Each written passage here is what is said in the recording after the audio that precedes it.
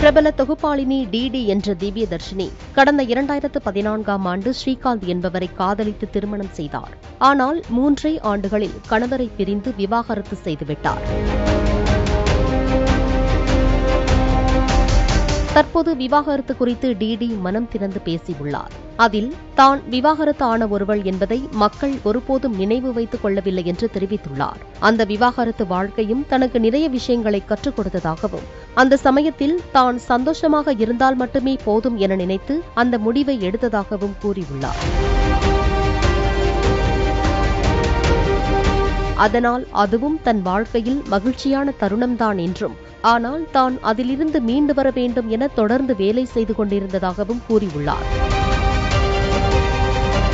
தனக்கு விவாகரத்து உறுதியான சமயத்தில்தான் ரம்யா கிருஷ்ணனை பேட்டி எடுக்க சென்றதாகவும் டிடி தெரிவித்துள்ளார்.